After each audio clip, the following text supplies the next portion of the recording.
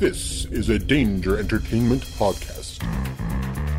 DangerEntertainment.net. Danger Entertainment Podcast Network.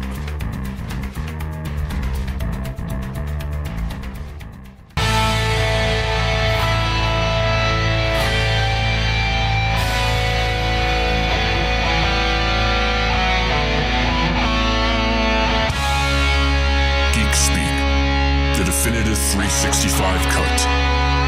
These are the meaningless ramblings of a Scottish redone whore and a pissy ex-video store clerk. Their ongoing mission is to set right the movie wrongs. They're gonna need a bigger podcast.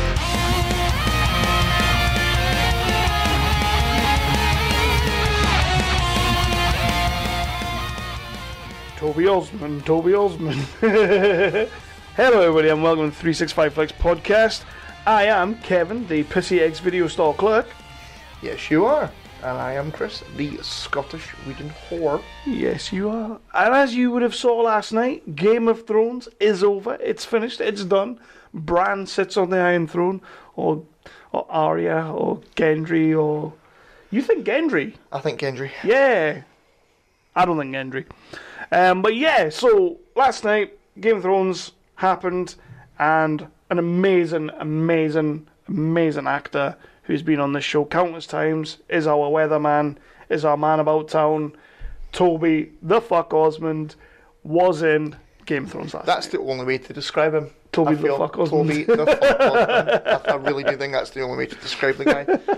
Because he's a fucking legend. Will we go with that? We'll go with that. So yeah, he was in Game of Thrones. Anybody who's listened to the podcast in the past, the last 5 or 6 episodes, going back a few months, I think they may have realised he was going to be in it.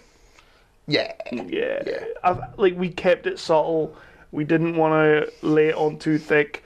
But when you've got Toby on your show, there's no such thing as subtlety. So, No. So I think it's about as subtle as 9/11, really, isn't it? Yeah. So yeah, he's in the show. He was in the last episode. Prince of Dawn. Yes. Yeah. Who may or may not be on the Iron Throne, maybe. May or not. Well, the wooden Iron Throne. Which theory. Which is pointless because the show's already aired. But could they be sat on wooden thrones because there is no Iron Throne? Because it's been melted or whatever. Yeah. So technically, he could still be the king of the whatevers. That's a point. Yeah. Wasn't the Iron Throne in the Red Keep? No, the Red Keeper's... Yeah, the Iron Throne's in there, because the room where Jaime and Cersei died is below the Iron Throne. Huh. So if it's all busting that... Technically, it could have fell on them, which would have been a really ironic thing to do. That would have been good. Yeah, but they didn't do that. It would have looked a little bit like something at a Roadrunner, but it would have been okay. I would have been pretty happy if the Roadrunner had to run on screen and went meep meep, because you know what? Dave and Dan's pretty much doing whatever they want. But that's not for here. There's a little bit of that in the interview. So with Toby being on the Game of Thrones, being on the season finale, we decided to get him on the show and talk about his experience on set. He wasn't giving much away. He gave a fair bit away. But it was a wicked-ass interview. It was. We want to bring it to you. We couldn't bring it earlier because obviously the show, it's the season finale. It's Game of Thrones. NDAs are up the wazoo. We didn't want them coming at us with NDA. Would have been pretty fucking cool if they did. I would have been okay with that. Yeah, I'd have been okay with that. Like, you cannot interview Toby Osmond until the show has aired because of this NDA. And I'll be like, wipe my ass with your NDA. I wouldn't do that. I would completely respect it. Yeah. So yeah, Toby came on to talk about the show, and this is the interview. Hey hooligans, this is Michael. This is Michelle. This is Jeremy. From Who the What Now? The show about Strange stories from the internet. And Bigfoot came over and beat his ass. He knocked him around a little bit, and he just kind of went limp, and Bigfoot left. pop culture. Jean-Claude Van Clam. I thought Jean-Claude Van thought you were Clam gonna- was supposed to be the alien in Predator, and did a jump splits and ended up with his batch right in the dude's face. That's his Do I move. get the part? In our crazy lives. I'm like, oh, there's a cat on my back. And then all of a sudden, I feel something. I feel a furry paw go down my ass crack. Just slide right down my ass crack. I was like, what are you doing? You can catch us on all your favorite podcast applications, Spotify, iTunes, Libsyn, iHeartRadio, Stitcher. your mamas, and wherever else you find they have quality podcasts. So don't miss out on the next Who the What Now? You're not in the Darth Vader dome anymore. No, we are in the new studio. Have you got sponsorship or something then? No. No, don't need sponsorship. I mean, Is the new studio the kitchen as well? no, it's the new Fucking studio. kitchen. It's the new studio. Chris's spare room in his house.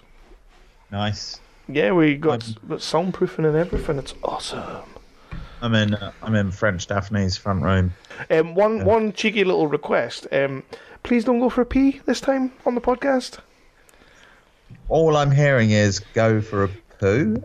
Did you? Oh no. I don't suppose you listened to the last chat we had, but I did edit in the background some amazing sound effects for you. Did you do like a flushing and like a chain or something? And then as you were getting up, it kind of goes.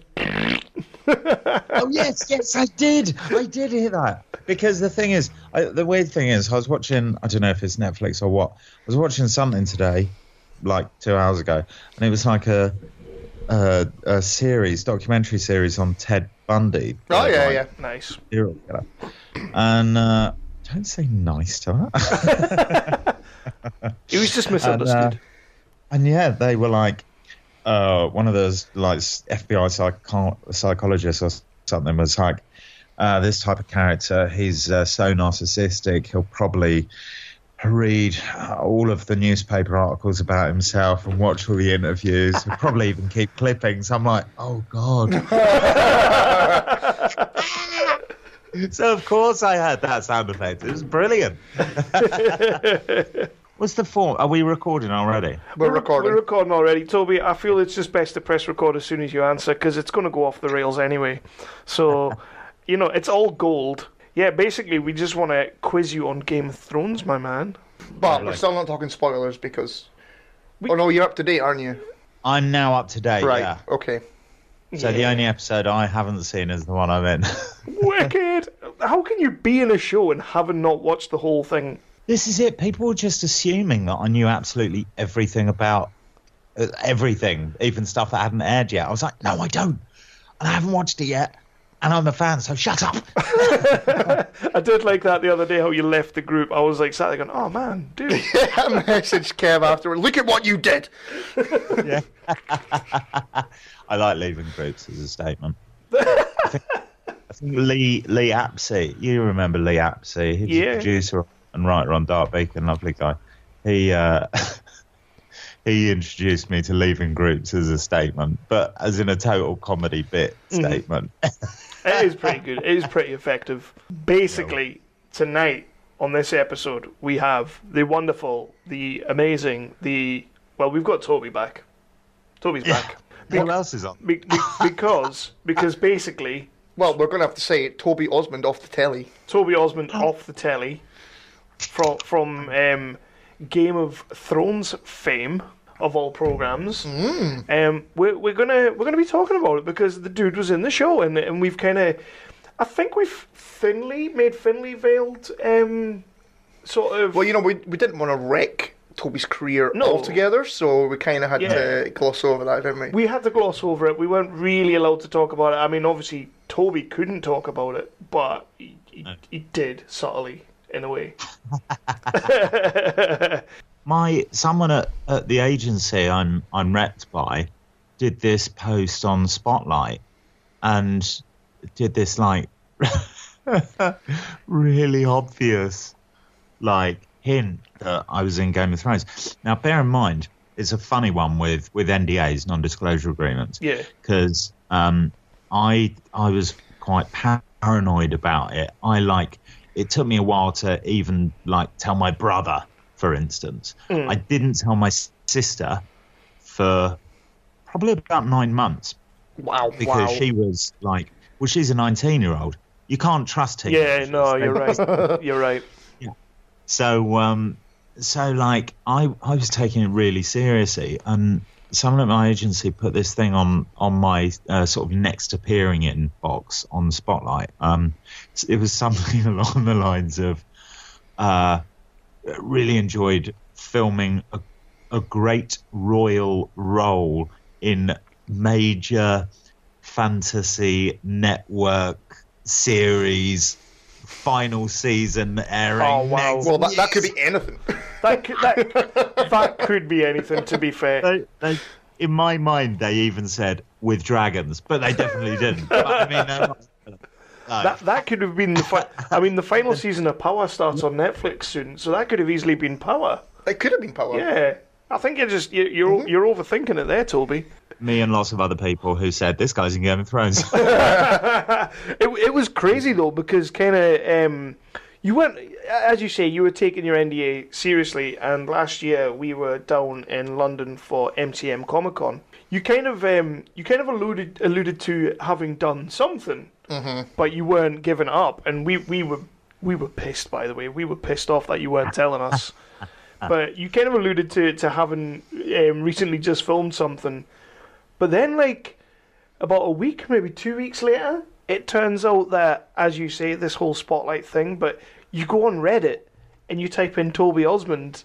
There's, like, Reddit, like, threads of... Oh, yeah, you were winding up the fanboys. I was trying my hardest. I won't lie, I was trying my hardest. Didn't some guy just be like, oh, yeah, that guy's not good looking enough to be that guy? Was that you? That was you, wasn't it? It was me trolling myself, yeah. But no, like, I got in touch with History of Bad Ideas, Jeff, because obviously Jeff's a huge Game of Thrones fan, so I was like, right, I sent him a picture of you, and I was like, right, who could this guy possibly be in Game of Thrones, if he's in Game of Thrones? And he sent me, like, 4 different characters, and he's like, but this one, like, if you want to go by the description in the books, this guy, that's him. So, like, I put on a big Reddit thing and all that, and yeah, you're right. Like, I think it was the second comment was like, not good looking enough. Bastards. But it's been pretty crazy, man. Like, this, and you were in the Metro newspaper and stuff like that, and people have been hounding you, man. Yeah, well, so the thing was, it was like, and it was funny as well, because the NDA thing, like, I was taking it really seriously. There's other people I filmed with, and they've literally just had the credit on their CV. Yeah.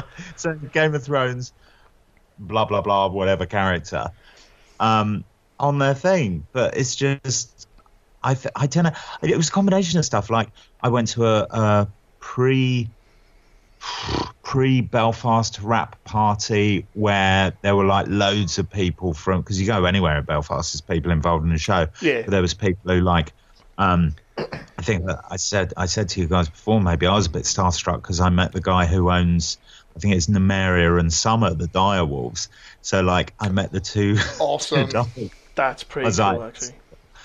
They're on my phone background still. Yeah, like.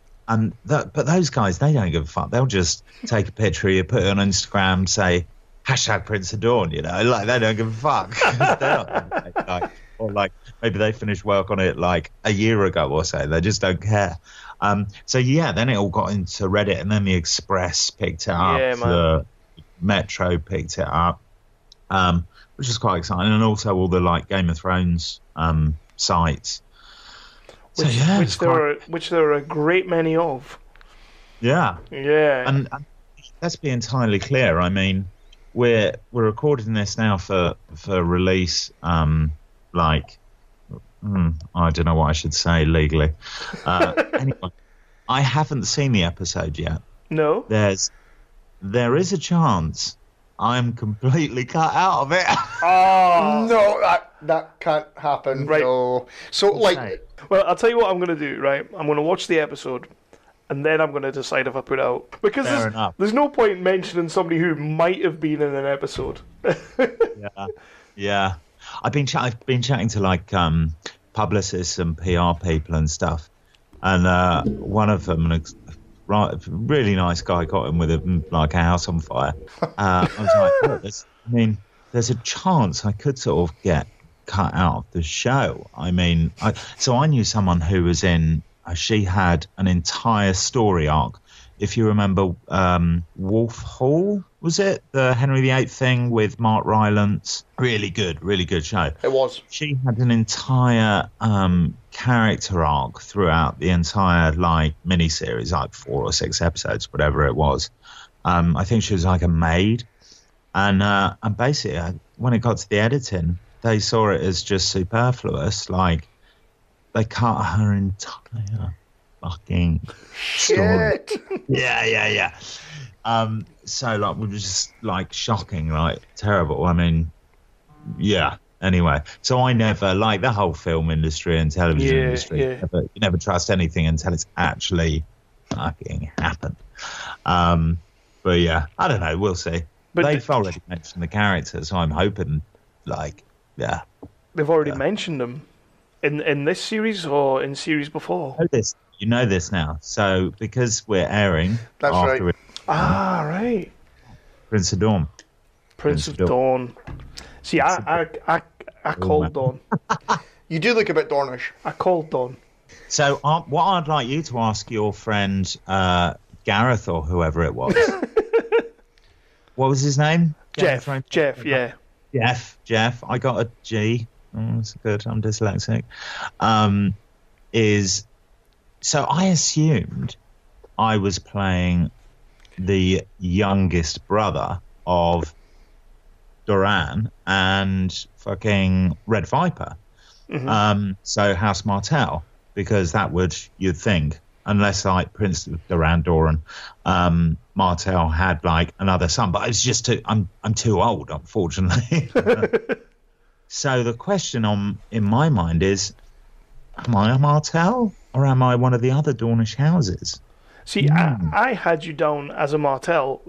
When you told, I mean, we've spoken about things over the past few months, and kind of you've been on the show and you've hinted at certain things, and you said something about I think it was a rap party you had in Spain, I think it was, and we mentioned about Grey Worm's double, and I'm sitting there and I'm like, he is totally a Sand Snake. He's a Martell. He's 100%. He's playing a Martell, and plus, not to be funny, but you kind of look like you could be a relative of a Martell. Yeah. So I'm kind of dude's a Martell. Yeah. You know? So I'm going to say you are, but I will ask the question. I'm going to say I am as well. I mean... Plus, they're the coolest. Here's a bit of... I want to get a Martell tattoo, unless I'm completely cut out, and then I'm not getting a Martell. Yeah, maybe wait till you've seen it. Remind me of the sadness. So by that, I'm guessing you don't end up on the throne. No. So have you... No, I don't. But I mean, I was never going to end up on the throne, was I? There was a time when people were like, oh my God, is he going to be in 2 episodes or 1? It's going to be 1 episode. I mean, I'm mentioning another one. But you can't have someone just swoop in and sit on the Iron Throne, can you? Well, you could. I mean, the way the show's going right now, that could very much happen. So let's see. So you've been watching the show. You said before that people just assume you've seen the whole thing before now, but it sounds like recently you've been getting into watching the show. What do you think about it? Overall, not just this series, but... The thing is, and I know, as you like to do, one of you is going to foo-foo me and the other one's going to say, here. But actually, listen, I'm a fucking fan of the show, man. Yeah. I love it. And people, it might be because I was a bit later watching it than everyone else, only by 2 weeks or something. Yeah. But everyone else had started forming opinions. I suppose Tom Payton and yourselves and everyone. And some people were like, yeah, I love it. Great. Other people were like, it just feels like it's tying up loose ends. It's not much is happening. I'm like, nah. Maybe it's just because I'm in it. I'm fucking excited. I'm loving it. Oh, of course you are. You would be, man. Yeah. I don't know. I don't really necessarily agree with it's only just tying up loose ends. It's not enough is happening. Questionable things happening. Yeah. Then I tell you what was a fucking joke, in my opinion, was on the recapping thing, and I hate recapping things anyway because I always binge watch. Recappings for, once a week, whatever. Yeah. Like, Diet Coke viewers. The recapping on the last episode so far, so not the final, the penultimate, episode 5, when it had like you had Daenerys on the screen and it had like the voices in her head. Yeah. Like, when a Targaryen is born, the world holds its breath. Oh, yeah. And then like, oh, when a Targaryen is born, your coin is flipped by the gods. And, oh, your father was evil. Oh, and it's like, what are you doing? I'm 100% with you there because it was quite jarring that they did that because they've never done stuff like that before. So it was quite jarring, but it also felt like, guess what, guys? She's going to go mad. Yeah. And I'm just like, dude. Allow the muscling in. Yeah. Because that was a switch. I mean, and then they really milked it. Like, I mean, I loved it. I really enjoyed watching King's Landing burn. It looked amazing. Yeah, it looked fantastic. Avoiding spoilers, I can't remember. Yeah, we'll do spoilers. It doesn't matter. That'd be fine. And I've got nothing against Daenerys turning to the dark side. No, it was always going to go that way. But it just, as Kev said, it was a little bit jarring that it was like, oh, okay, she's dark now. Yeah, no shit. It was instant. And it wasn't even like, you didn't really see her again after that. You just saw the dragon flying about tearing shit up. And over again, which was good because it was hammering home the point, like, she's carpet bombing fucking King's Landing. Yeah. Like, she's gone off on one. She definitely went off on one. Like, my thing with this is I think there's a number of different ways that people are viewing this show.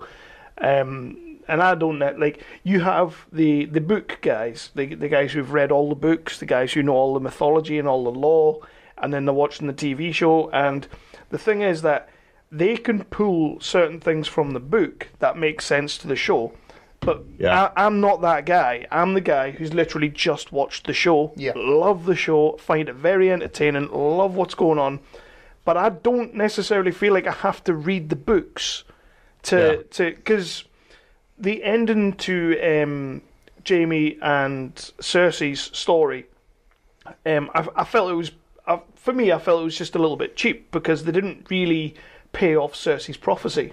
Oh. What I didn't know about the prophecy is that in the show, we've only ever had half of the prophecy, and apparently in the books, there's a second half to the prophecy. Oh, right. That does foreshadow kind of what happens in the keep below the Iron Throne and everything. So for me, but I'm sitting there like, but I don't have to read the book to get the show. I shouldn't have to do that. Nah. But I mean, that's neither here nor there. I was pretty gutted with that whole thing. To be honest, Toby, I'm a Game of Thrones fan.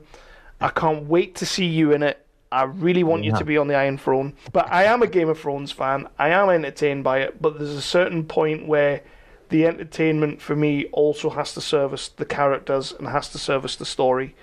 And I think that's where they've gone wrong in this series. Like, they've missed a few marks that have... But I'm still enjoying it.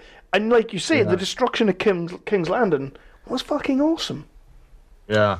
It was. I said to Kev that I've got nothing against them turning Daenerys dark, but the way you do it is because Cersei is such a fucking awesome character. Yeah.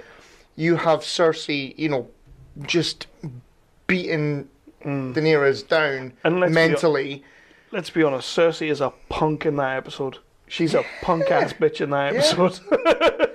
But you have Cersei just being Cersei and just fucking with her head so much and pushing her so far that she breaks. And then Cersei is, what did I do? That's how you do it. Yeah.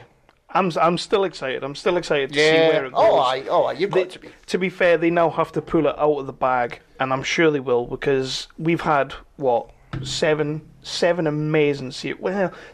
amazing series of Game of Thrones where the writing has been incredible, story arcs have been incredible. So I'm sure whatever they do, when Toby takes the Iron Throne, it's gonna be a huge payoff. I still think he's going to be the new Night King. You could be the new Night King. The Sand King. Do we get a new Night King? Is that a thing? I don't know if that's a thing. We could make it a thing. Yeah. So at least Summer's got to go. The next Summer's got to go. Summer. Apparently, the actor who plays the Night King is a very fun, cool guy. So tell us, dude, what was it like on set? On the set of Game of Thrones, what was it like? It was fucking awesome. It was, hands down, 100% the best week of my life. Like, absolutely, 100%. I was in shock for a lot of it. Shock? How do you mean shock? Like, just because you were there? I couldn't believe it. I couldn't believe it. I was like, when I went to the audition, it was like, oh, well, won't get this. But, you know, got to be in it to win it, and yeah, whatever. So I went and did it, didn't really think another thing about it. The audition was a funny one because they said before I got there, I wasn't given any sides, any sort of script. So, and I got in there, and because they had been a bit security conscious about everything. Yeah.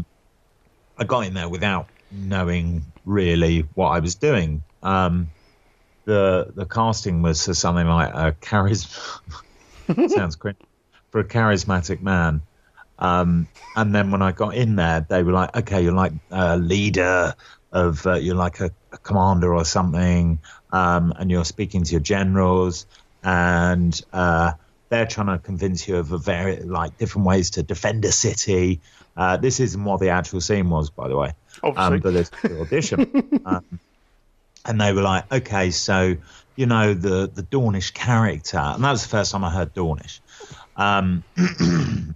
attached to this audition. She was like, the Dornish character is very easygoing, you know, passionate, love life, fighting, women, like real, like full of life characters. So, like have a bit of an argument with your generals. Then this woman comes in. I instantly think Mother of Dragons. And she tries to convince you something. You disagree at the beginning, and then you agree. And you do a lot of you do commercial auditions where you get instructions like these, and you're supposed to do them without speaking. And I hadn't been given a script. So I was like, and there'd been talk of ad-libbing before it, but nothing certain. They were implying we'd get the scripts on the set sort of thing, just because security was so nuts. Yeah. So I said, do you want me to do that without speaking? And she was like, no, I'd like you to do it in a Dornish accent. And I was like, okay. Didn't your agent tell you you'd have to do this? I was like, it's fine. Hilarious. So I just put on my best Spanglish and was like, oh, Jose, do this. And it was crazy, but you know what? I need some more of that, Toby, because we have found out in the last few episodes how good you are at accents. So, because your G-Lock accent is going down a storm. So, no, because my Spanglish is based on Manuel from 40 Towers. So that's racist. This is my PR death. You weren't going about on Game of Thrones going, I learned. No, like Nigel Farage will be Instagramming me saying, oh, Toby, I hear you're one of us. I love your work. Yeah. But no, I will not do my Spanish accent for you. That wasn't bad. That's all right. That was a bit more Antonio Banderas than Dornish, but I'll give you it. It's a bit of a mix, isn't it? I mean, what is Dawn? Is it Spain? Is it Italy? Is it Morocco? Is it a lovely blend of all of them? It's whatever you make it, pal. Exactly. Literally. So you're on set, man, and you're in shock, and you're absolutely loving life. Yeah. What can you tell us about scenes you were in? Like, just sort of behind the scenes, kind of how it all worked, and just what's it like being on Game of Thrones, man?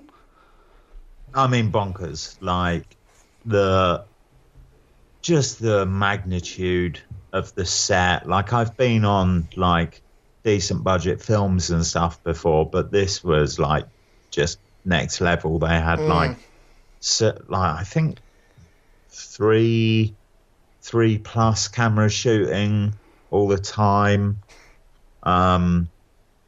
Like, huge crew. What struck me was everyone was really nice, actually. Oh, like, yeah. And I've been on films where you'll get some divas. I tried and make that me. We have heard.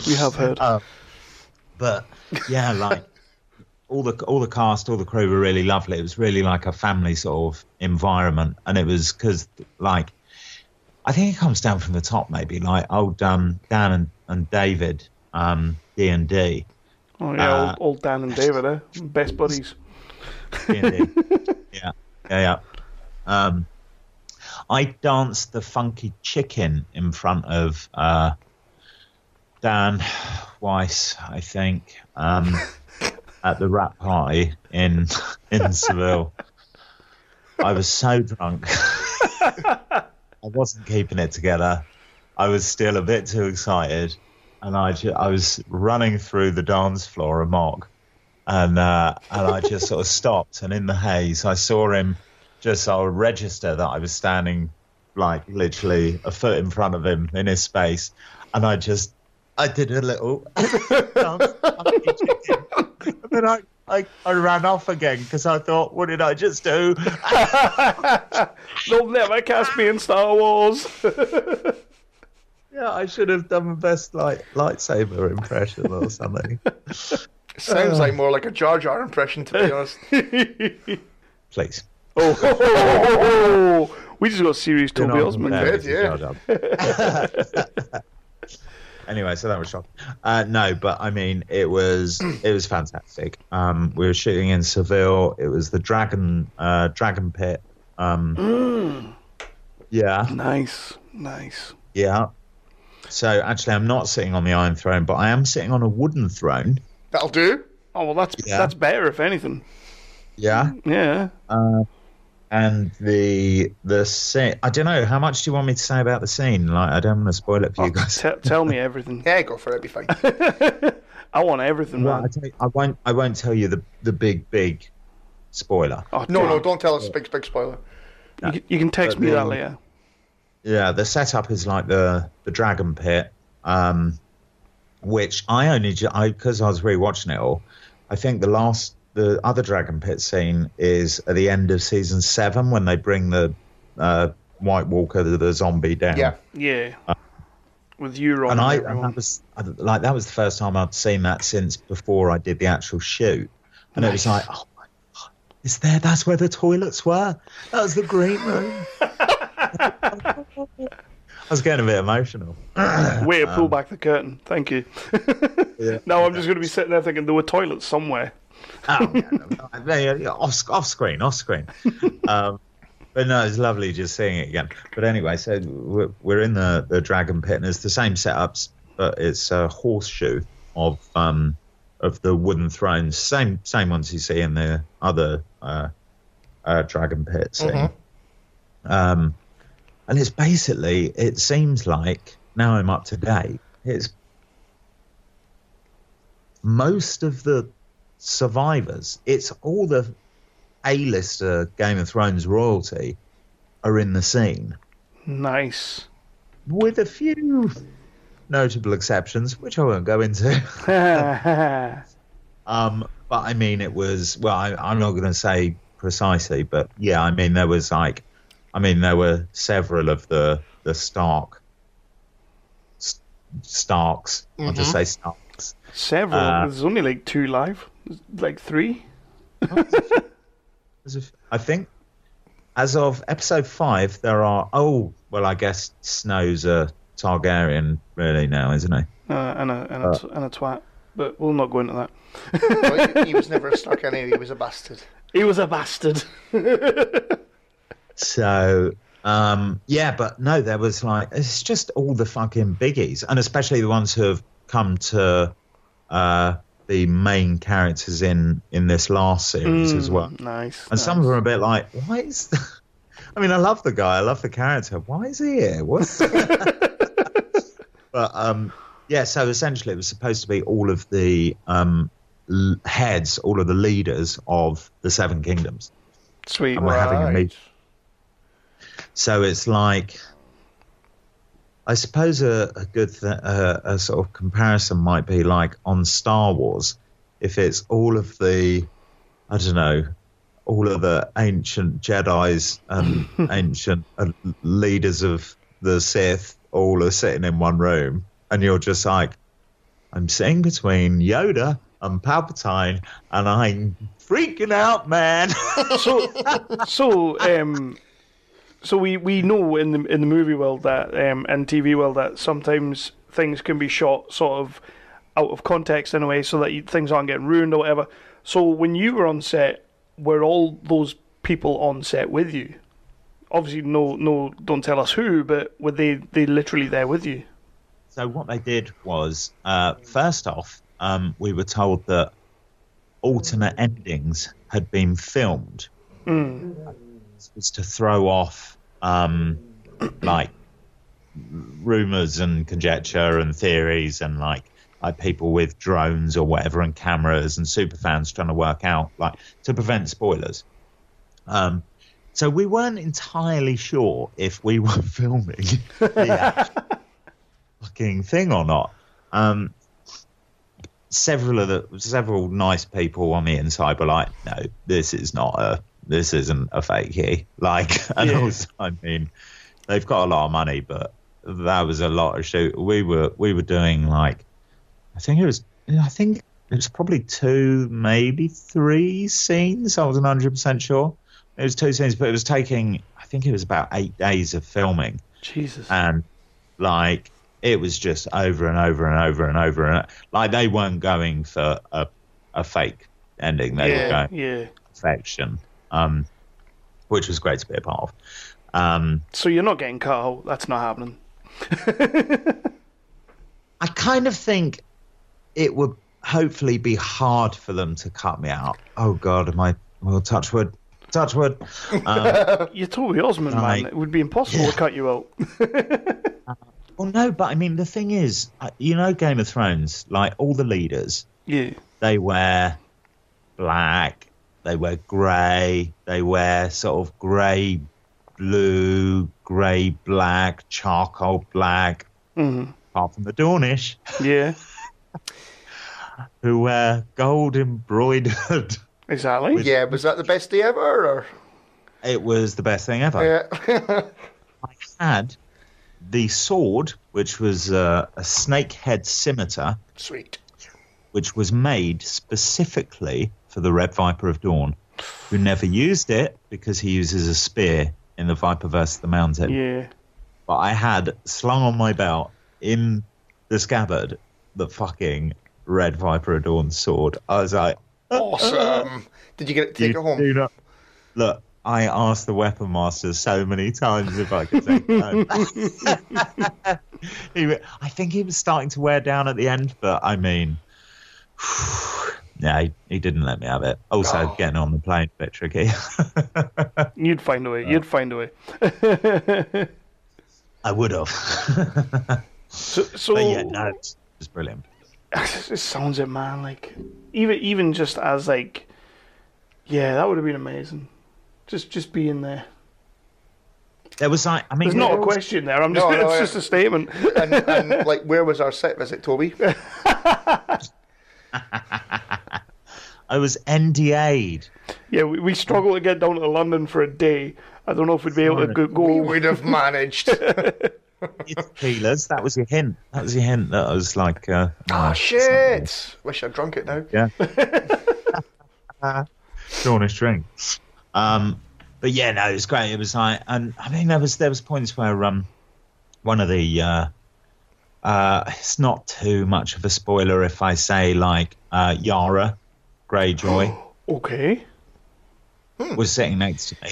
Nice. Oh, sweet. Well, you're definitely not getting cut out if she's. I've literally spent the last 2 episodes thinking, "Where's Yara?" Well, she went back to the Iron Islands Yeah, because she did. Well, the dead couldn't get there, Apparently. but then She went back to retake it for Daenerys. So Yara's still alive, and in my memory, she was sitting right next to me. There could have been one of the guys who was cast at the same time as me between us, but fuck I him. think he's the other side of me.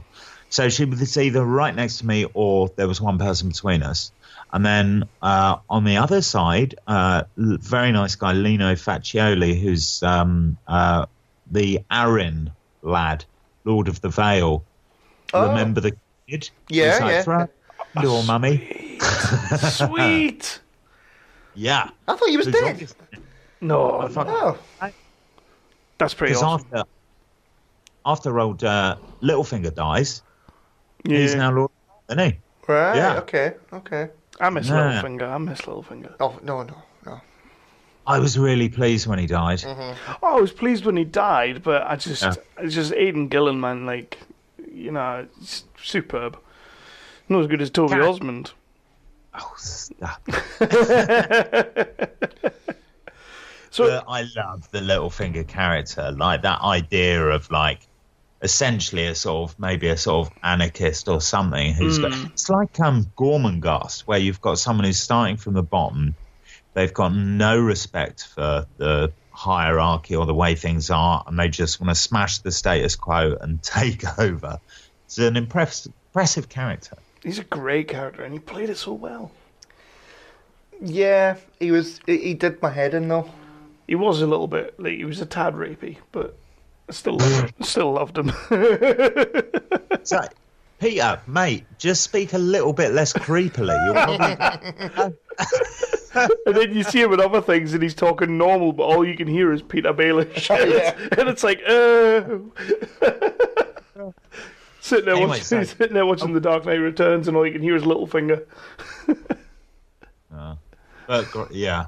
Oh, so old little new Lord of the Vale is on one side. Yara, who I'm assuming is head of the Iron Islands, the other side. And at one point, Yara leans over to me, and she says, "Well, me and another guy called Niall. He was so when the audition went out, it was for my character, and then like 4 or 5." I think it was like powerful men. Like I remembered it as henchmen, but I think it was powerful men. So obviously my agent was like, "You're not going up for power." Understood. You know me so well. And so there was me and these other the 4 guys, and we all felt like we were crashing a wedding or something. It's the last week of principal photography. The last week they're doing anything in Spain.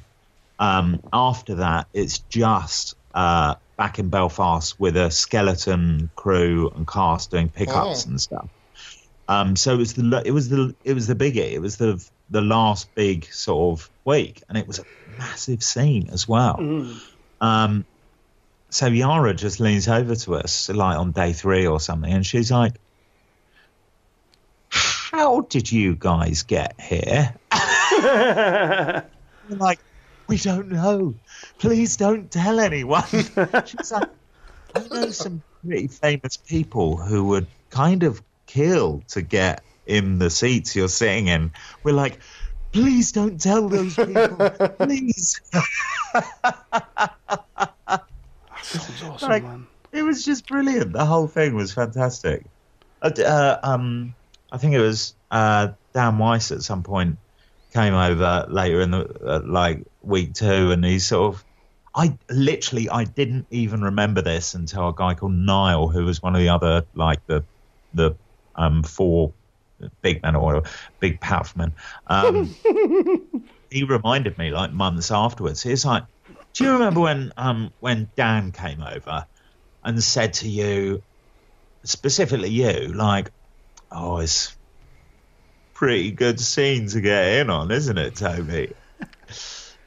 I was like, "I don't remember that. No." He's like, "You what?" I literally turned green with jealousy and wanted to like punch you in the face. And you don't remember it. I was like, I remember it now. You said it, but I've forgotten it. Yeah, thanks for that.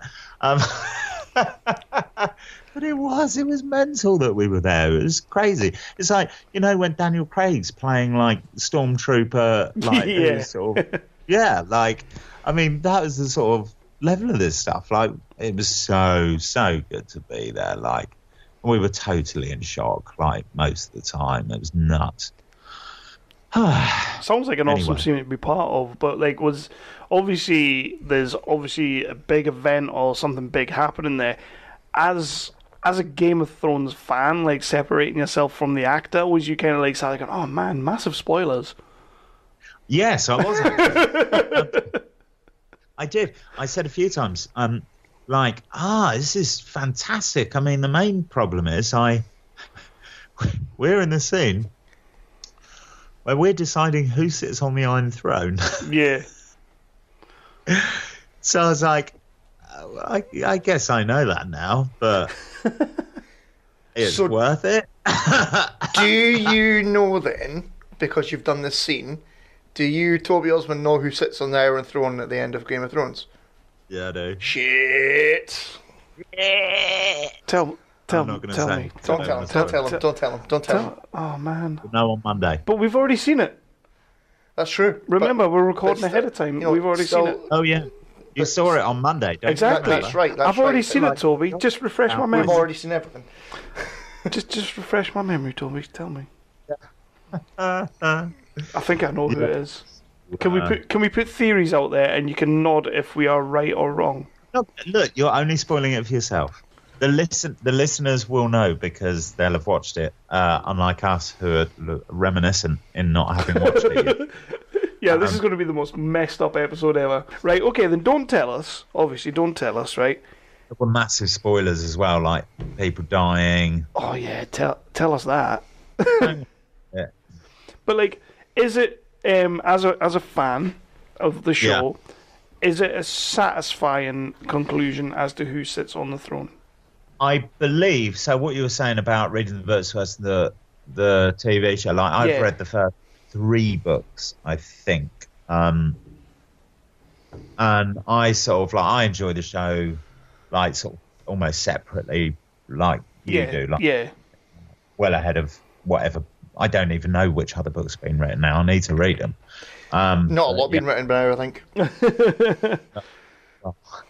But apparently, there's a fan theory that the person who does sit on the Iron Throne is definitely the one who should sit on the Iron Throne. Right, okay. Okay. But, I mean, that could be a number of people, couldn't it? It could be, because to me, it should have been Jamie anyway, so we're not getting that. Well, he did. He's mincemeat, so I really wanted Jamie to win. How would he, though? Because he's the man. He's not going to win. He's just the best. Arya's going to win. Cersei died and Jamie survived. Would the crown, is that how it works? Would the crown then go to Jamie? I think at this point it works however David and Dan want it to work. Yeah, pretty much. I hate talking smack on Game of Thrones because I love Game of Thrones. But that last episode has made me believe that just about anything could happen in this show now. It's going to be the woman who picked up Arya off the street. Yeah. It's hard. No, she dead. Is she dead? Yeah, she well died. She got like... Oh, that's right. Oh, yeah, because all the Dothraki came back. All the Dothraki that died in episode 3 are back, apparently. But in the Night War thing. Yeah, but that's been cleared up off screen. It was only a third of the Dothraki troops. There's been some article somewhere where they said no, it was only a third of them. I did want to say to French Daphne, who I was watching the episode with, as that started, that's not how you use cavalry in a battle. Well, that's because you're a Dornish prince. You know how battle goes. Exactly. I know a little bit about tactics and such and such. It's because I'm a geek. Yeah. You've seen Lord of the Rings. Literally got snuffed out. Yeah. And then in that last episode, like, they're all pretty much back. And in the teaser trailer for the final episode, she has got a massive army. Like, you know, when she comes walking up the stairs. I don't watch the What's Happening Next. Oh, neither do I. I've not seen that. Dude, you know how it ends. I know who sits on the Iron Throat. I know who dies, potentially who lives, but I don't know the rest of the episode. So you know the important parts. That's like going to the end of the book and reading the last page. I do feel sorry for you in a way for that. Like, and like, not to sound like an asshole or anything, but as a fan, it must be like, dude, like, I know how it's going to end. See, this is how I like to think of it. Before I got my classical training as an actor, I would go to Shakespeare plays, and I would, every time I possibly could get organised enough to, I would read a Wikipedia breakdown of the Shakespeare play, so I knew the storyline. I was like, saying, I don't speak Elizabethan, come on. And actually, knowing the plot would improve my enjoyment of it. I suppose because I didn't really understand what was going on. Yeah, I remember there was one that we were doing, I think it was Macbeth in English, in the higher English, and like the teacher was going round, everybody had the book, and the teacher was going round and everybody had to read a segment of it. And I was reading, I was taking my turn, and I went, I can't read this. What you doing? What a load of shite. What you doing, geez? This push. Who's Macbeth? He sounds like a dauber. I want to read William Wallace, eh? How are you? Never mind bygones. Give me that Mel Gibson push.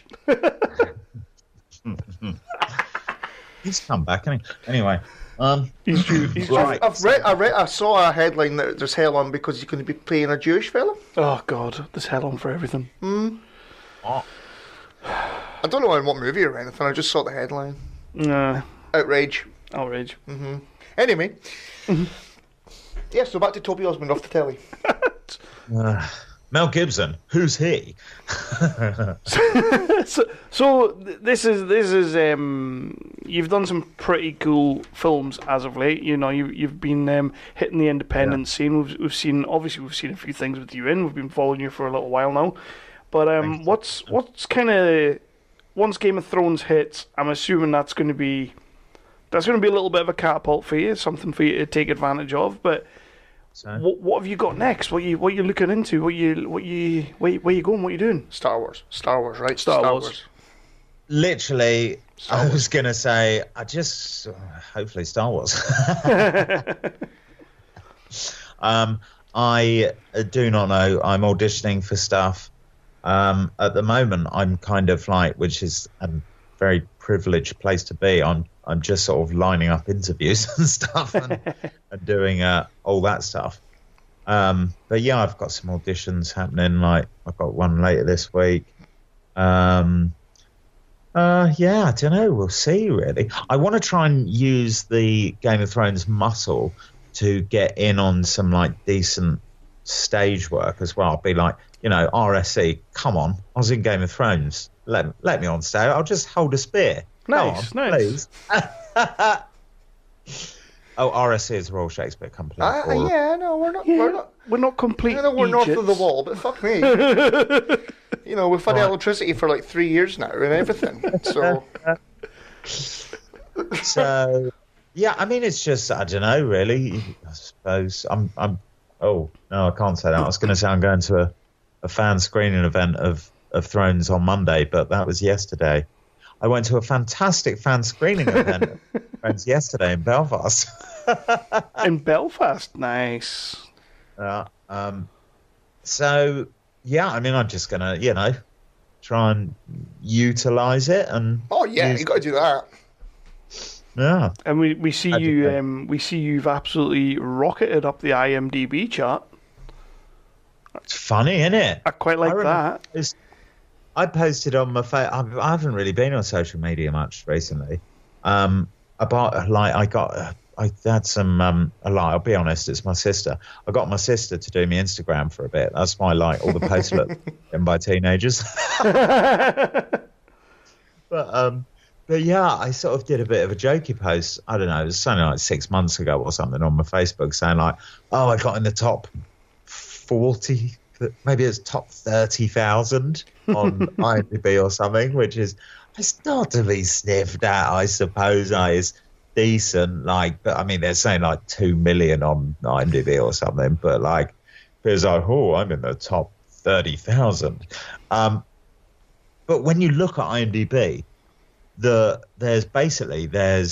you'll see the ranks, and it'll be if they've gone up or down in the week.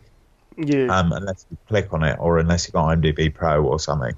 So it'll have a little green arrow going up or a little red arrow going down, and it doesn't give any other indicator unless you're in the top 5,000. And then it says top 5,000. And I was like, oh my God. I mean, I all I use the internet for really is Googling myself. So,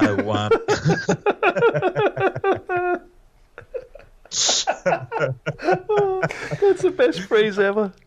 and jokes as well about the internet. So,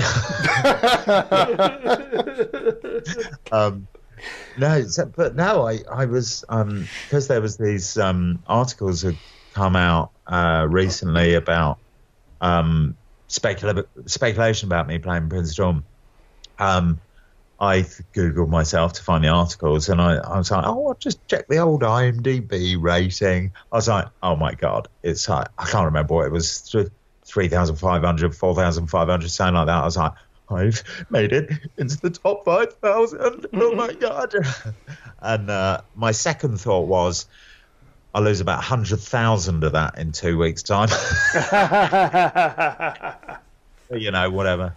Go have fun, ain't you? No, I'm sure you won't. I'm sure you'll stay up there for a while. Now, educate me here for a second.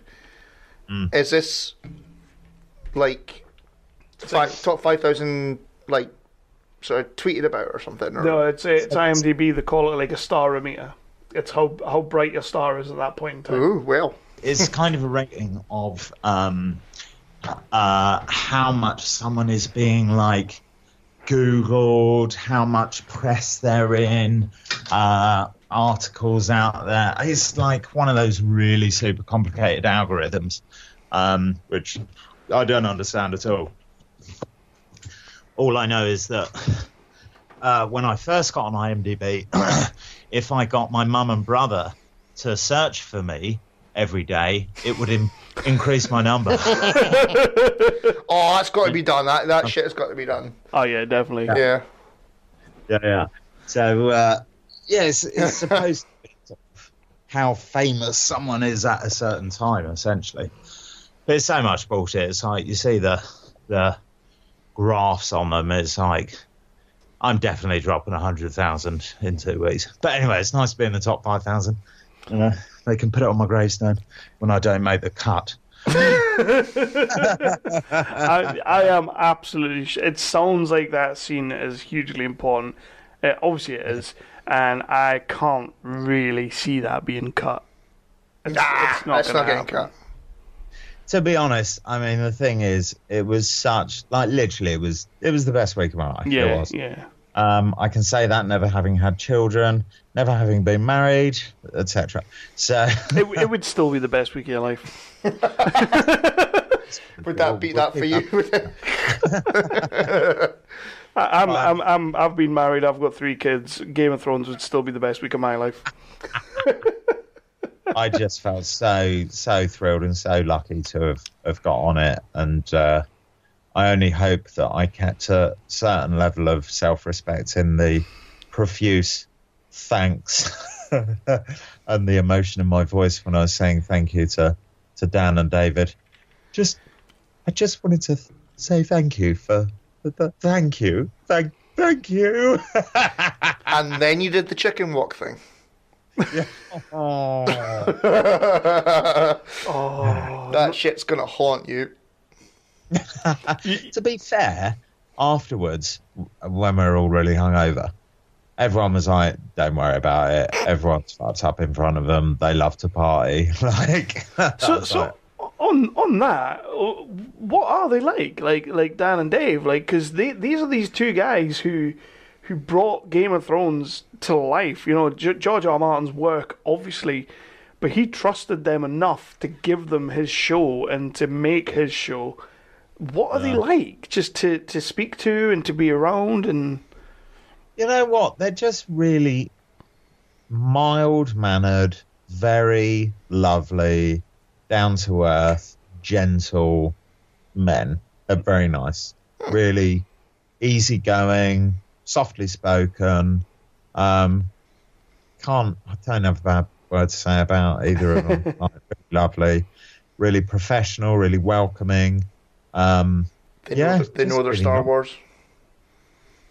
Well, we'll see. They better know their Star They Wars. know their Star Wars. Because they think the Game of Thrones fans are hardcore. Oh shit! You fuck with Star Wars. Damn, Ryan Johnson found out the hard way. Mm-hmm.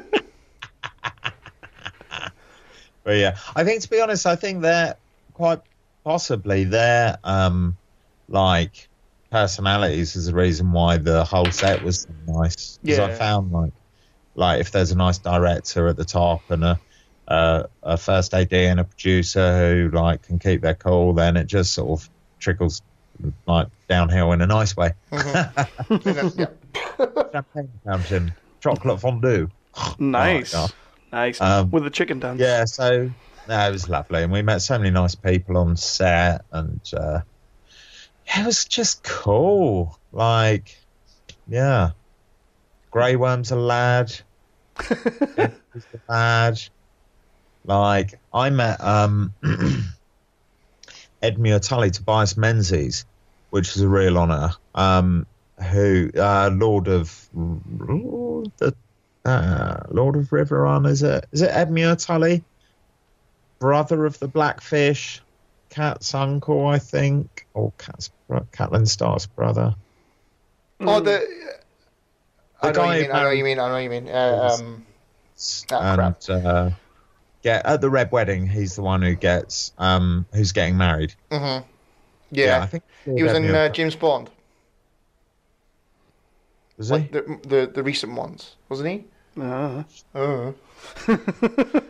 Go with yes. I know what you mean. Go with yes. I've given up on James Bond. Anyway, he was a really nice guy, and I've followed his career a bit after seeing him in Rome, which I thought was a great series. And also in Deer of Armour, who plays the mother of the Sand Snakes, Ilaria Sand. So it was nuts. Like, yeah, it's just nuts getting a chance to speak to some of these people and who I'd actually looked up to and seen on like decent theatre stages before and like all this stuff. It was fantastic. Fantastic. I feel like we're all just fanboying. Yeah, pretty much. Yeah. Pretty much. Only we don't really get to do the fanboy. We just have to do it through you. You're the one that met these people, and we're just like, oh man, lucky bastard. Should I get a Martell tattoo? Like, because the thing is, it's open. They don't give me my house name. They just said you're the Prince of Dawn. I'm going to say I'm a Martell. Get a Martell tattoo. Well, that's the thing. If they leave it open and they don't actually say it, you can make yourself officially a Martell. Cool. Yeah, you can do that. And if anybody can ask you can be like, fuck you, prove me wrong. Yeah, look at my tattoo. This was a tattoo I had to have done on set. Yeah. You know what? I mean, I've actually found the tattooist that gave Sophie Turner and Maisie Williams, Sansa and Arya their direwolf tattoos. Nice. Place in Belfast called Belfast Skinworks, I think. So I'm going to try and ring them up and say, look, can I have a free tattoo for like some publicity? And then when they say, what is it? You go, well, I think I may, if I'm even in the episode, I may be a Martell. possibly. Can I get that tattoo? Look, this is it. I'll only go in the tattooist if I'm definitely in it. And, which we really need to see, guys. I mean, we're all in the industry, and it was on yesterday. So anyway, but yeah. I'm sure we'll be doing a special episode where we may rant a little bit, or we may just be happy. Get some optimism, Kev. I'm very optimistic. You're not optimistic. I mean, they can't do anything to I don't know. Like, it's going to be they're going to pull out of the bag. Yep. Yeah. It'll be good. I'm excited. And Toby's on the Iron Throne. I can't wait. So wait a minute. So you did some different takes, different endings and what have you. So in any of the endings, is the Prince of Dorne on the Iron Throne? Oh no! So look, we didn't shoot different endings. We did one massive scene, and then there was a couple of very small scenes, like okay, that stuff. So the scene we did was one cohesive scene, and it was saying like 12 minutes long. It was a long one. Nice. But they said that other endings had or were going to be filmed. I don't know if they just told that to everyone to try and throw out spoilers. But I tell you what, they did have. They had like people who were not in that scene. They flew out the actors. They flew out stunt doubles. They got people walking around set if they weren't in it, just to throw off the fans who were trying to spy on it and work out what was happening. Awesome. I like that. That's amazing. Yeah. That is truly amazing. It must be so cool to be a director of something and to be like, right, we're filming this huge scene, but you know what? Just to piss off the fanboys, just to really agitate people and get stories going. Fly out such and such. Can we get Tom Cruise to come and be in this scene and just walk around on set just to really piss off the fanboys? And it'd be awesome. Like, I'd love to do that. I'd have Henry Cavill as Superman. You know I love trolling people. Mm-hmm. Oh, I know you do. Yeah. Mm-hmm. Oh, and I tell you what was funny was because obviously at the time I had long, curly brown hair.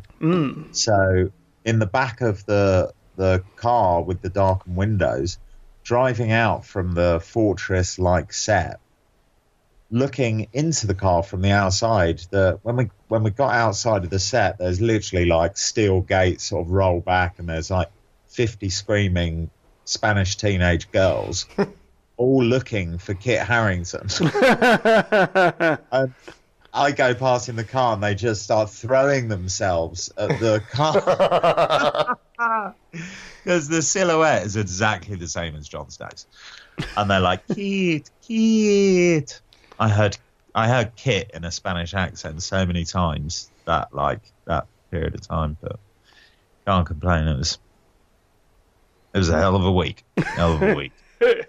We were at a tram stop one night. Me and Niall actually decided to go out and get a late night drink in Seville, and we got literally there's these, and it's not the type of fans you want. It's the sort of young teenage fans, annoying children, basically. 12 to 15-year-olds are out prowling the night looking for, spoilers. It's like, God, I mean, when I was 12 to 15, to be honest, I was, what was I doing? I don't know. Drinking? Don't know. Smarting up your fancy dress sense. But yeah, we were getting, hijacked at tram stops and saying, do you work for HBO? We're like, yeah, anyway. It was a nuts experience. The whole thing was crazy fun. I went along to the so they did the scene with Prince Doran in Prince Doran. Is it Doran or Duran? Fuck, I'll get lynched for this. They did the Dornish scenes in the Royal Alcatraz Gardens, which are in the centre of Seville. So I went along there. They did not give me free entry because I said, these are my gardens. Nice. But it was nice going in and having a look around anyway. I kind of have this image that you did try that, and that's what I love about you, Toby. It's worth a shot. Hey, these are my garden. No, that was terrible. That was Irish. These are my Oh, that was gardens. Italian, wasn't it? These are my gardens. Wow. Wow. That was Peter Baelish territory. Thank you. Very good acting. Yeah, but bear in mind, I'm also... Oh, there was one point we were having, like, paella or pizza or something, and it's me with... I was hanging out with a couple of the doubles. So it was me, Sansa's double, Grey Worm's double, Nice. and I think that... Was it the guy who had the guy? No, there was one other person, maybe just the three of us. And it was hilarious because there was this pair of American tourists, and we could see them sort of looking at us really unsubtly from like 30 foot away. And then they sort of, you could just see the thing in their eyes, like, they're fans of the show. They're probably in Seville because they're fans of the show. And they've made the decision to come and talk to us because they don't realise that it's not actually Sansa. I don't know if they think I'm Jon Snow or someone else or what, but we're all rocking it up. We're trying to look like movie stars anyway. We're all in our aviators and like, you know, leather jacket or like whatever, just swanning around like rock stars. And they just start walking towards us. There's a couple, maybe in their sort of like late 30s, 40s. And you could tell it was when they got to about 10 foot away, they realised that something wasn't right. And it was at 5 foot away, they were like, these are not the droids you're looking for. But fair play to them, they just came right up and said, we just wanted to say we're big fans of the show. And we're like, thank you very much, thank you. What you should have done was be like, you know nothing. Or just pull out a real Jon Snow line. you just go, what show? Yeah, look, I feel like I've just been fanboying along with both you. You should ask me some questions and I should say something interesting. I'll try. Go on, what you got? What you got? Uh-huh. I've asked my questions. You won't tell me who sits on the Iron Throne. Go and tell me, Toby. Toby, tell me. Don't tell him. Did I tell you about throwing up with Grey Worm's double? Oh, we've heard about that. That was Yeah, you told us about that that was one. a story and a half. Well, one thing I did want to ask is, I remember there was a photograph circulating, and it was from behind, and it looked very much like you. Was it by the pool? Yeah, with one Mr. Peter Dinklage. Yeah. Is that actually you? No! No, it's not. I don't know where that photo came from. I suspect it's from the hotel in Seville. Mm. The only thing I thought was I was also hanging around with a guy called Paul, who was Peter Dinklage's double. But I thought maybe that was it, because I hung out with him by Paul once. And but I don't think it was that. I think it literally was. It was definitely Peter Dinklage, wasn't it? Yeah, it was 100% definitely Peter Dinklage, yeah. So that definitely 100% was not me. I was like, fucking hell, did I hang out with Dinklage by Paul? Because that really looks like the back of my head. It does look like you, but like I say, when I went on Reddit and I was trying to stoke the fires, that picture was everywhere. They were like, here he is beside the pool with Peter Dinklage, and I'm like, is that Toby? It looks like Toby. It could be Toby. So I wanted to know, like, yeah. Absolutely brilliant. Yeah, I mean, obviously I didn't want to say that's not me. Yeah. Until I'm in it. Yeah. Now I'm in it, so... See, I'd have been milking that shit. I'd have been, just run with it. that was me. Yeah, I was there. Oh, I think it was fairly milked. No, I mean, and then they also found the picture of me from American Film Market, where I'm also wearing a white T-shirt and a black baseball cap. And they're like, look, it's proof, it's him. I felt like the PI fans, but no, it wasn't me. I mean, good try. I'm Wish sure. it was me. That was I'm sure nice even a photo. couple of a couple of newspaper websites used that in an article saying it was you, and it's like, wow, like people are really latching onto this. Yeah, and it's so funny because the thing is, like I said, I took my NDA seriously, and I love the thought of you taking an NDA seriously. the thing about me is, I like to have fun, I like to not be too serious, but I do like to be professional. Oh yes, obviously. That's why you come on 365 and go to the toilet. No, I take I take my career seriously. Oh yeah, 100%. Yeah. So I mean, the only things I've ever said to the newspapers was, there was this thing where they were like, have you got any comment about this Metro article? And I was like, no comment. And then they're like, I mean, do you like Dawn? And there was this thing about the fans found this thing of I'd favorited the Red Vipers, a collection of the Red Viper of Dawn scenes on YouTube. Oh. They were like, this guy's playing the next thing. I was like, fuck, God, I've got to really check my online presence now, haven't I? And I was doing a scene study. I was doing my research. I was being a good actor. I was trying to be a good actor. So, yeah, I was just going through and watching all the Red Viper scenes to try and get the accent. This was after I got the gig, but before I was filming it. So I was just watching that every night while I was in Seville. I was watching it before I got there, just trying to get the mannerisms and the accent and the persona and everything without copying, but being inspired by. And I mean, Pascal's a fucking Red Viper, fantastic actor, Narcos as well. He's just a brilliant guy. Also apparently a very nice guy.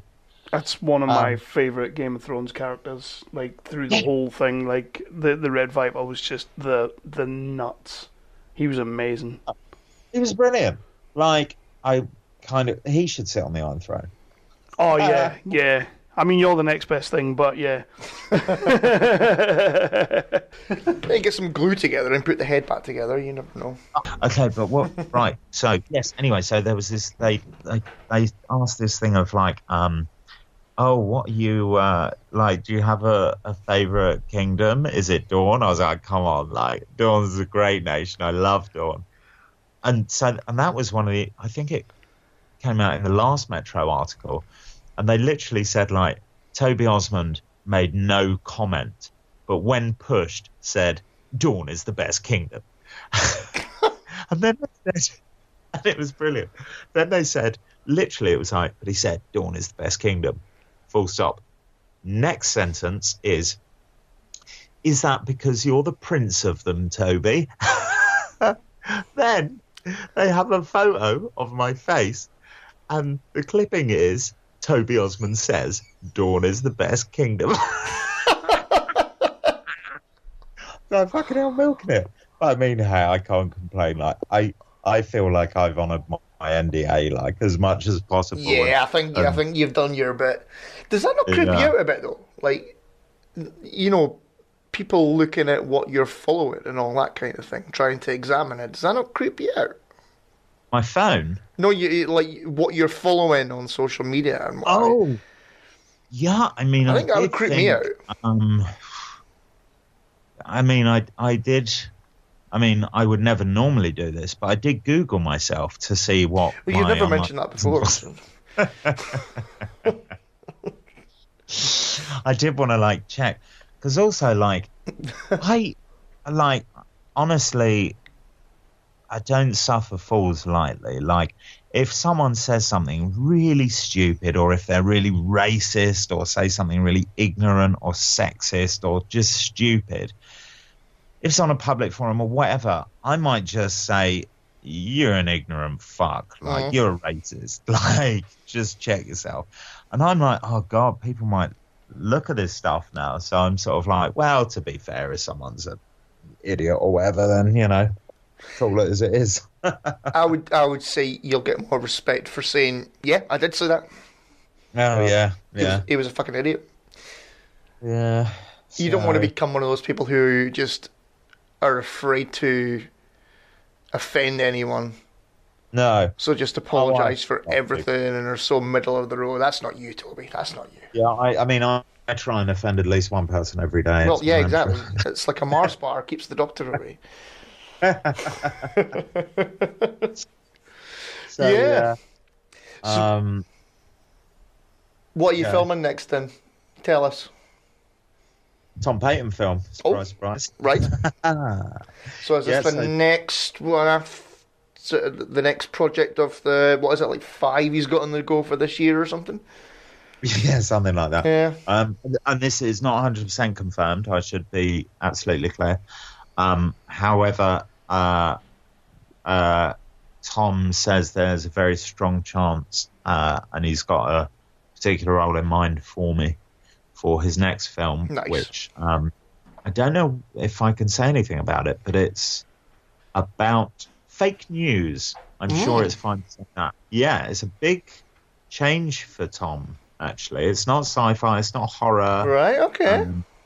Yeah. That which would be sounds pretty really interesting, yeah. Contemporary. Well, I believe it's 70s onwards, I think.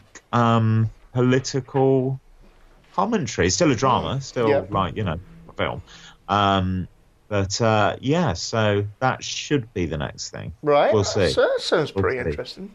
Also auditioning, so, who knows? For Star Wars. God, please. I mean, I can't remember if I cracked a joke about Star Wars. I don't think I did. Like, joking, not joking. Please let me, please. You must have. I did get. I gave an interview which is coming out in the next few days, where they said what next, and I said, well, I mean, it's. Oh no, they said, how did you feel after doing Game of Thrones? And I just said, I just felt like, tick, done. Like, the only other thing I've got to do is Star Wars now. I mean, then it's like, it's done everything. Now, I did want to make an addendum to that, actually, because Lord of the Rings series, Amazon. Yeah. Please, if the gods of Amazon are listening, I would like a role. They'll definitely be listening. Yeah, they do listen to our show. Yeah. They've. No, they don't listen. Good. Of course, on Tom Payne's last film, G-Log, motherfucking Gimli was on it. Yeah, man. Davis. So I feel like even if I don't get on the Amazon series of Lord of the Rings, I've worked with one of the guys. So Yeah. That still counts. that's a half star, I think. That's got to be Well, worth another 200 places on IMDb. Yeah. Right. What else? I don't know. It was fantastic. The thing is, I'm feeling like I don't want to tell you exactly who else was in the scene, because I don't want to spoil it for you guys. Oh, tell us. No, don't tell us. Tell me, message me and tell me. Because I'm going to start hitting you with messages as soon as this is over and I'm away from Chris. And I'm just going to be like, right, this one ends up on the throne. No, this one ends up on the throne. No, this one ends up on the throne. Yeah. I'm going to do that, Toby, so just prepare yourself. Well, No, Toby's still sticking to his NDA, like a professional actor. yeah, So but he it was can't be doing yesterday. that. and it gave me Exactly. last time. It was yesterday, and I'm still living in the future past. Shit, that is true. That is So- true.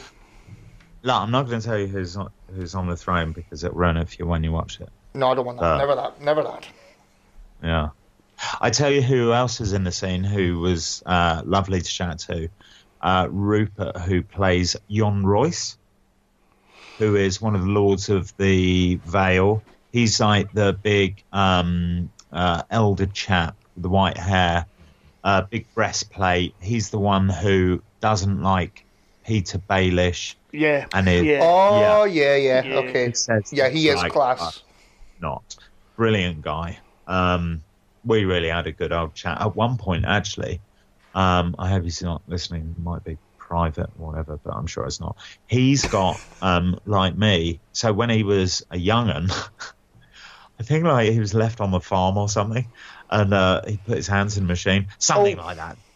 Probably not that. Anyway, he's got some fingers missing. Nice. And Nice. I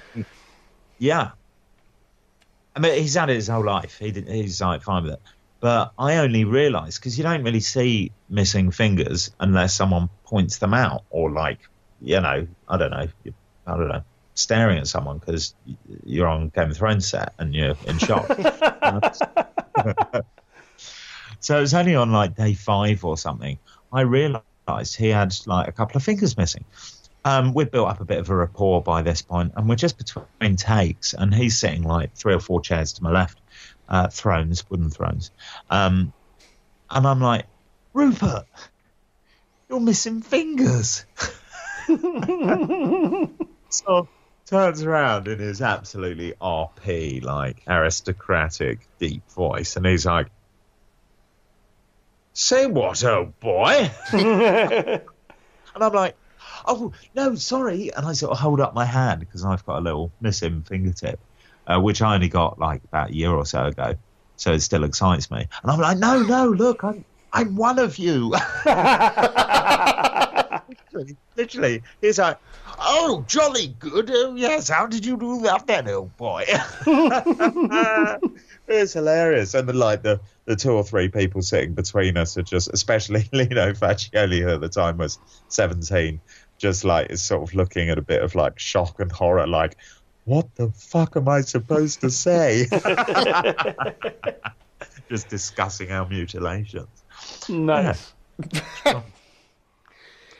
Did you not get to use it in the scene? Did you not get to? Did the director not do a bit of a Tom Payton and say, right, I'm going to use your finger in this scene? He did not, because mistrick. I may have held that little fact. I was keeping it under wraps until I was firmly entrenched, and I felt I had filmed enough that they couldn't really kick me off. But yeah, it's crazy actually, the amount it's weird. Like I've certainly lost commercials from after having it. Like, I guess you understand if someone's advertising a chainsaw, they don't want someone with missing fingers. But yeah, I mean, it's crazy. Like, you just like, I get a lot less commercials. The plus side is, like, no one really wants to do commercials apart from for the money. What they want to do is Game of Thrones. Exactly. Well, yeah. Exactly. So I'm like, yeah. But yeah, anyway, I don't know. Honestly, man, this has been awesome. This is just, it's funny because you're kind of like, you're saying, oh, I feel like I'm just kind of fanboying out about some of the stuff and all that, but that is literally what we are doing right now. It's just, this is Game of Thrones. We've had a couple of Game of Thrones people from the past on the show, and now we have a guy who we've been following for a good couple of years now, who's made it onto Game of Thrones, and it's like, this is a cool ass moment. It's great. It's going to be amazing to see you on screen. Chris posted up on Facebook the other day. Was it that Chimerica you were watching and Bentley was in it? Oh yeah, that's right. Yeah. So that was cool as balls, and now Toby's going to be on HBO's Game of Thrones. Yeah, it's nuts. I'm going to be raising a glass when I see you on screen. I'm going to be, nah, he's not been cut. Yay! That's Toby Osmond of 365 Flex fame. I'll probably be paralytic. That's Toby Osmond of the what was it, the Pirate Takeover? Yarr! makes our podcast great again. So you're still going to do the weather report though, right? Even though you make it big. I'm up for it. He's not got time for that. We could do a sort of Spanish Mediterranean Dornish style. I like the idea of that, but definitely not racist. Yeah, just not racist. I wasn't brought up like this. I don't know what's happened. I think it's Brexit, probably. I blame Brexit. We blame Brexit for everything. So, but honestly, man, this is awesome. Can't wait to see I mean, obviously, by the time this goes out, we'll have seen the episode. So, yeah, you were great. Woo! Thank you. I particularly like that look I did in minute 17 and 36 seconds. Oh, spoilers. Since I'm reading between the lines here, Kev. I shall be looking for the look. Nah, man. Did you do the people's eyebrow? Oh, say again? The people's eyebrow. Did you do the people's eyebrow? Is that what it is?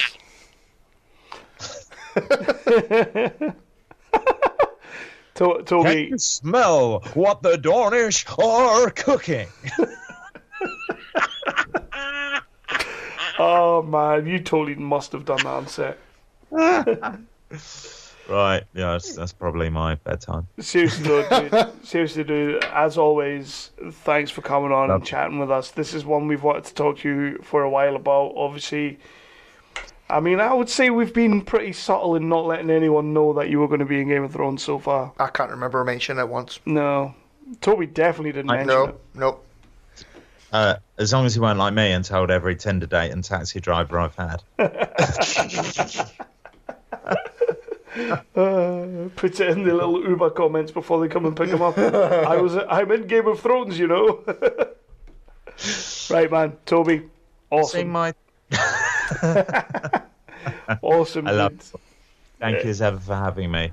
Anytime. You're an absolute blast to speak to. It's great to have you on the show, and yeah, man. I hope this works wonders and catapults you a bit further and gets you, I don't know, in the top 3,000 on IMDb. Me too. And look, I'd say you'll have to get Tom on to speak about one of his films, but he's making so many. You might not have... Tell me about it. Is he trying to get that guy on the text these days? Jesus. Yeah. You'll have to have me back. I will. Yeah, anytime. See you later, man. Lovely chatting to you, lads. Ta-da. You've heard others, but nothing could prepare you for the shameful stupidity that is the Jock and Nerd Podcast. Witness the hubris as they claim to be the world's authority on comic book movies. Who said that? Never said that. We've never said that. Who cares? A jock said that. Comic book, TV, movie reviews, news, and whatever they choose. Available on Apple Podcasts, Spotify, and wherever you find your favorite podcasts. The Jock and Nerd Podcast. Seriously, people really listen to this. Jock and Nerd! So yeah, Toby. Yeah, Toby. Prince of Dawn. And leader of the Seven Kingdoms. Oberyn's son, possibly. Maybe, probably not. Could be. Definitely a Martell. Too old. Too old? See what I did there? Too old. Ah, yeah, you got me there. I didn't see what you did until I said it back to you, and then I realised. Yep, you're welcome. Yeah, thank you. But I mean, before we head off, we have got some shit to get off our chest with Game of Thrones. When are we going to do it? Do we leave it a week? We leave it a week till it's finished. And then just like digest like what happened in the end and be like, you know what they did kind of made sense? Give them a minute. I'm fucking pissed, dude. Well, give them a minute. Fucking pissed, dude. Well, you're saying give them a minute, but how do they undo the ending of Jaime's arc? Timey-wimey. Maybe he's not Infinity dead. Stones. He might not be dead. He might use his like fake hand to like hold the rocks up. You know what I mean? No, I've seen that. But yeah, Toby, we just love Toby, man. Yeah. We love him in pieces. He's a total boy, like, and all the best to the guy in the future and everything. I genuinely think that there's a few things in the pipeline with Toby that I think are gonna catapult him. Like we have Tom Payton's Stairs still to come. That shit's going to do wonders for his career, obviously, because it's Tom Payton. But yeah, Toby, man, anytime you want to come back on this show, you are more than welcome. Oh, Toby knows that. Yeah. It pretty much is his show now. We should just call it, like, Toby 5 Flicks. No? No. 365 Tobys? That's okay. Yeah, I quite like that, actually. Go with that one. Toby Flicks. No, 365 Tobys. Okay. I love that, actually. Right, man, so Game of Thrones is finished. We're going to come back and we're going to talk about that show. Especially this fucking series. We're going to come back and we're going to talk about it, because I need to. So, yeah, let's be gone.